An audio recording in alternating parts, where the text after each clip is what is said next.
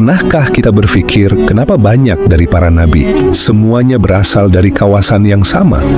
Apakah ini hanya kebetulan sejarah atau justru ada rahasia besar di balik keputusan Allah?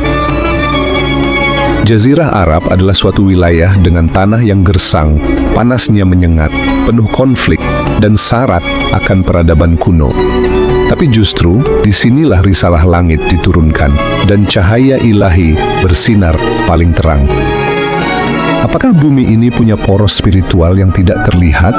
Kenapa bukan Cina, Indonesia, atau Eropa yang menjadi pusat kenabian? Mari kita telusuri jejak spiritual sejarah manusia, menyelami misteri langit yang turun di tengah gurun, dan mengungkap mengapa Allah memilih Timur Tengah sebagai panggung utama untuk menurunkan wahyunya. Assalamualaikum warahmatullahi wabarakatuh. Selamat datang di Jejak Kisah. Bersama kita akan menelusuri kisah-kisah penuh hikmah dari sejarah Islam, para nabi, tokoh-tokoh teladan, dan berbagai peristiwa yang menguatkan iman. Sebelum kita mulai, jangan lupa like, subscribe, aktifkan lonceng notifikasi, dan bagikan video ini agar semakin banyak yang mendapatkan manfaat. Selamat menyaksikan. Mari kita mundur sejenak ke masa lalu. Sepanjang sejarah umat manusia, Allah telah mengutus lebih dari 124.000 nabi. Namun, dari sekian banyak nabi yang telah diutus, hanya 25 nama yang disebutkan di dalam Al-Quran. Sekarang mari kita lihat ke peta dunia. Hampir semua nabi yang disebutkan namanya di dalam Al-Quran, lahir, hidup, dan berdakwah di wilayah yang sama, yaitu Timur Tengah dan Jazirah Arab. Dari Nabi Ibrahim yang berada di Irak dan Palestina, Nabi Musa di Mesir dan Sinai, Nabi Isa di Yerusalem, hingga Nabi Muhammad di Mekah dan Madinah. Pertanyaannya, kenapa di wilayah itu? Kenapa bukan di Indonesia yang terkenal subur, makmur, dan penuh akan kekayaan alam? Kenapa bukan di Cina, yang ribuan tahun sudah memiliki peradaban tinggi? Kenapa bukan di benua Afrika yang luas atau Eropa yang maju? Apakah Allah pilih kasih terhadap wilayah tertentu? Tentu saja tidak. Allah itu maha adil. Setiap ketetapannya pasti ada hikmah yang besar di balik ketetapan itu. Justru disinilah kita mulai melihat sesuatu yang menarik. Pilihan Allah dalam menentukan tempat kelahiran para nabi bukan sekadar soal tanah atau iklim, tapi tentang misi dan momentum. Allah tidak memilih tempat yang paling subur. Allah juga tidak memilih bangsa yang paling pintar secara akademis. Namun, Allah memilih tempat yang tepat di waktu yang paling strategis. Dan ternyata, Timur Tengahlah tempat yang paling cocok saat itu. Waktu itu, Timur Tengah adalah titik simpul dunia. Kalau kita buka peta dunia, terlihat jelas bahwa Timur Tengah berada di tengah-tengah 3 benua besar, yaitu Asia, Afrika, dan Eropa. Zaman dulu, posisi ini bukan sekedar posisi, tapi pusat wilayah yang paling berpengaruh. Jalur perdagangan internasional melintasi wilayah ini. Pedagang dari Cina, India, Mesir, hingga Eropa, semuanya akan melewati daerah sekitar Syam, Hijaz, dan Mesopotamia. Maka bayangkan, jika Allah turunkan wahyu di sana, bukan hanya satu kabilah yang dapat menerima hidayah, tapi petunjuk itu bisa menyebar dengan cepat ke seluruh dunia, termasuk ke Nusantara setelah berabad-abad kemudian. Dan bukan hanya itu saja, kalau kita lihat dari segi geopolitik, Timur Tengah adalah panggung utama dunia kuno. Wilayah yang sekarang kita kenal sebagai Irak, Suriah, Palestina, Mesir, hingga Saudi Arabia, dulu pernah menjadi rumah bagi kerajaan-kerajaan besar, seperti Babilonia, Persia, Romawi Timur, dan tentu saja kekuasaan Firaun di Mesir. Di tanah-tanah itulah sejarah umat manusia diukir, dan di tanah itu pula Allah menurunkan risalah-risalahnya. Tapi tunggu dulu, Timur Tengah bukan hanya strategis. Ada alasan lain yang membuat kawasan ini sangat penting dalam sejarah kenabian, dan itulah yang akan kita telusuri selanjutnya.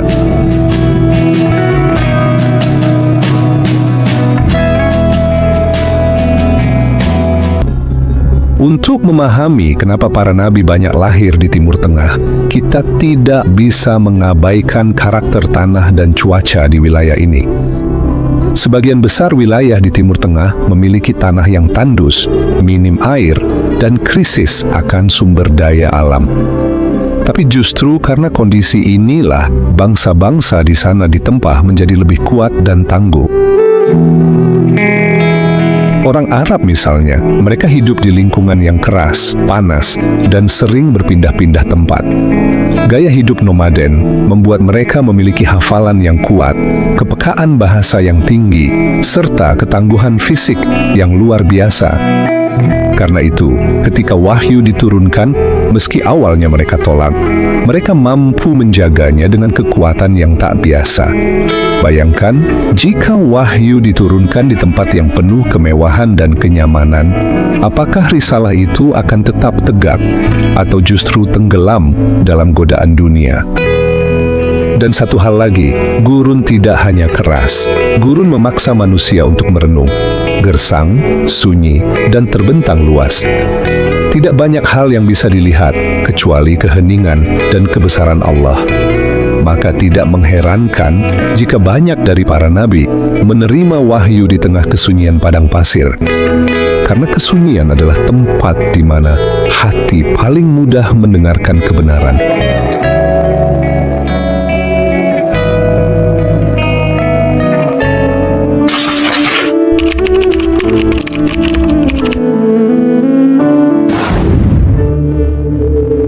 Kita sudah membahas bagaimana letak geografis dan kondisi alam yang menjadikan Timur Tengah sebagai panggung ideal bagi lahirnya para nabi.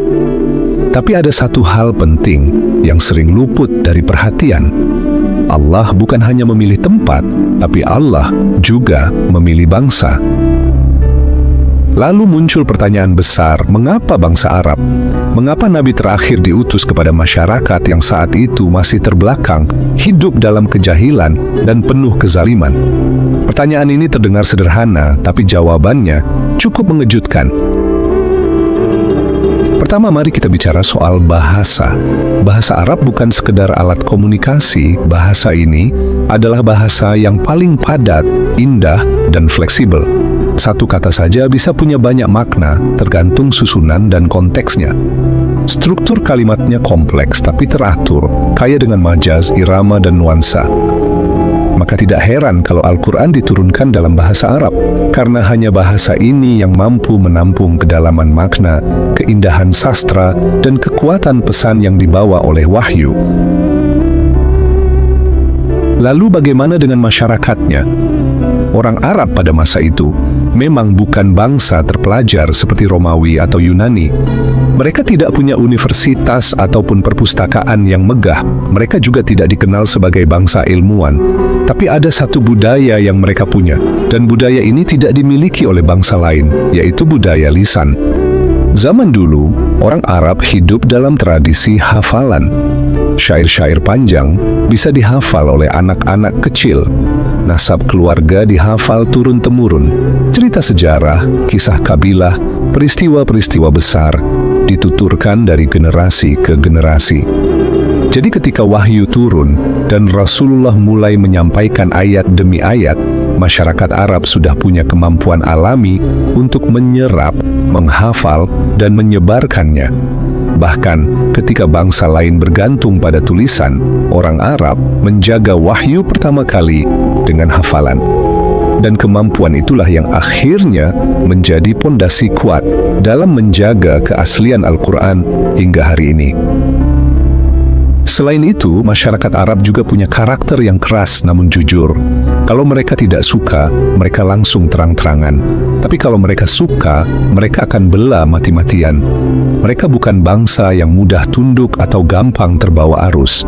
Tapi ketika hati mereka yakin akan sebuah kebenaran, mereka akan mempertahankan keyakinannya dengan seluruh jiwa dan raga. Dan keadaan bangsa Arab saat itu, meskipun rusak secara moral, mereka masih punya sesuatu yang bisa diperbaiki, yakni fitrah. Fitrah yang belum tertutupi oleh filsafat, politik, atau sistem ideologi yang rumit. Mereka masih polos dalam menyikapi kebenaran. Kalau mereka salah, mereka mengakuinya. Kalau mereka benar, mereka akan memperjuangkan kebenaran itu. Itulah mengapa ketika Al-Quran datang dan ketika Nabi Muhammad menyampaikan risalah, hati mereka bergetar, air mata mereka mengalir, dan jiwa mereka bergerak. Padahal sebelumnya mereka jauh dari kebenaran. Tapi ketika kebenaran datang, mereka langsung berubah total. Kita bisa melihat contohnya dari sahabat-sahabat besar seperti Umar bin Khattab atau Khalid bin Walid radhiyallahu anhuma. Meski awalnya mereka adalah orang-orang yang keras menolak dakwah Nabi, tapi ketika cahaya iman masuk ke dalam hati mereka, seluruh hidup mereka berubah. Dan satu hal lagi, masyarakat Arab saat itu hidup dalam sistem kabilah, yaitu kelompok-kelompok besar yang punya kehormatan masing-masing, tapi tetap saling terhubung. Karena sistem kehidupan mereka yang berkabilah ini, ketika satu kabilah masuk Islam, berita itu langsung tersebar ke kabilah lainnya. Akhirnya, wahyu tidak hanya dijaga, tapi juga disebarkan dengan kecepatan luar biasa. Dan semua itu bermula dari karakter masyarakat yang secara kasat mata mungkin dianggap primitif. Padahal, di balik itu semua, Allah telah menyiapkan mereka sebagai penjaga risalah yang terakhir. Kalau kita telusuri lebih dalam, ada pola lain yang tak kalah menarik untuk kita bahas.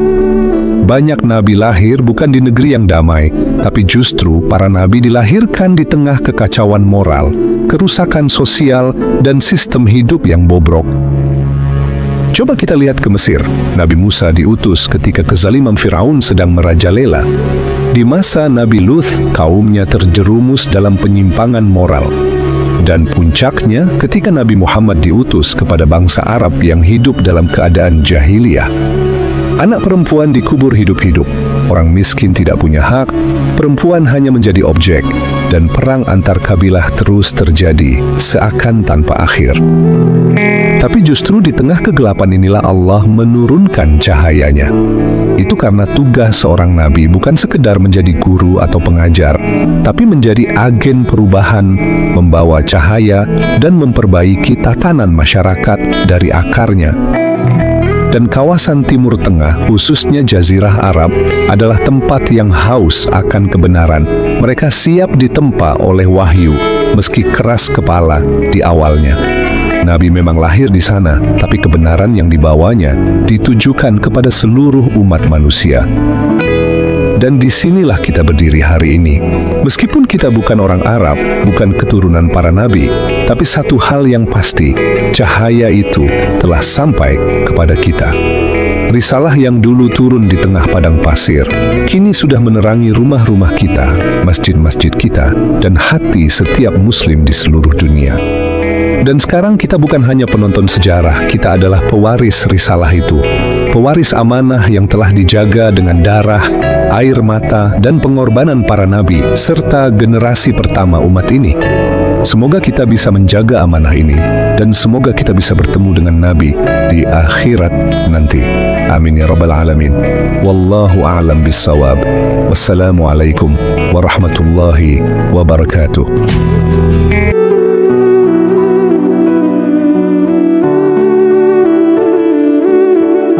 Semoga bukan hanya menjadi cerita yang kita dengarkan, tetapi juga menjadi pelajaran yang kita renungkan. Jika kamu menyukai kisah sejarah, sejarah Islami, misteri, dan cerita penuh makna, jangan lupa subscribe Jejak Kisah dan nyalakan lonceng notifikasi. Karena setiap jejak menyimpan sebuah kisah, dan setiap kisah meninggalkan pelajaran. Wassalamualaikum warahmatullahi wabarakatuh.